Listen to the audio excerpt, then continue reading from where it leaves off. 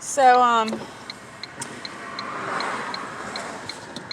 I don't want to hurt people, but I do want to say the truth a little bit. And I'm really sad for the Myers family. They lost one of their sons to heroin. In Georgia, she doesn't really act her age. She's more like a teenager. And though I have known her a number of years, probably 27 years, and she's fun and she's creative, but she also sensationalizes gossip and tells truths that are not true. She's actually told people that I threw hot boiling water on my mom. In 1,000 feet, turn right onto South Cherry Street. I was living with my mom when I first had my daughter, and she was smoking inside the house, and I was going to get a pot of oatmeal, and she wouldn't stop smoking, so I threw the water on her cigarette, but it wasn't hot. And so I can only imagine her gossip around the city to keep herself entertained, because she's not making a living as an artist. She's been painting 40 years, and her parents keep giving her money. Turn right onto South Cherry Street. They're buying a house for her. They gave her a car. One of her boyfriends, who was a drug addict, blew her car up, and her parent got her another one. And she'll go and spend 2 hours doing yoga. I don't know if she's taking medicine. She says she's not, and sometimes she is. But I think she needs therapy. There was some sexual abuse of her as a child, and I think a lot of her problems stem from kind of pushing that down and not looking at it. Because, you love your dad and mom, even if the dad and mom are not perfect. But I do think she needs therapy. I think she needs a lot of time to organize. In a quarter mile, turn left onto West Main Street.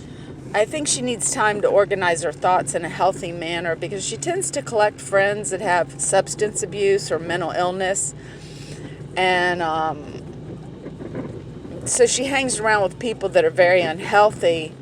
And she also, if she can, she'll enable them to continue on in a direction that's very unhealthy. And her parents are financing this. And I know she's dishonest sometimes with her parents about money. She's just like a little kid in the candy jar. And I just wish her life would be happier. And whether she's teaching school or, I think her paintings kind of bore me. I'm like the same thing over and over again. Little tiny brush strokes as you work through your difficulties. And she kind of acts like she's really a genius and famous, but nobody knows it yet.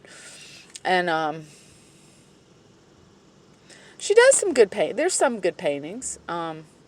But she doesn't promote herself. And I guess the last incident that I'm just not going to put up with is I've given her a jacket for a Christmas present, and I spent a lot of money on it. It was vintage, and she just gave it away.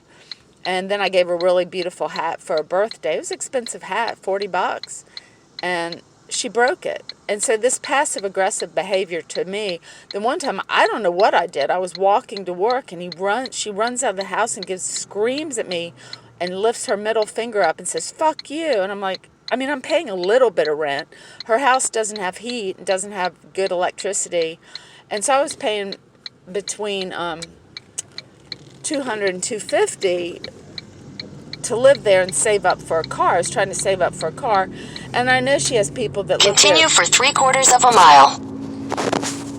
She has people that live there that have bed bugs. And it's very strange to live that way. And so, I wish her the best and all the luck, but I just can't be a friend right now. I'm not a good friend for her. She needs to friend herself and treat herself better.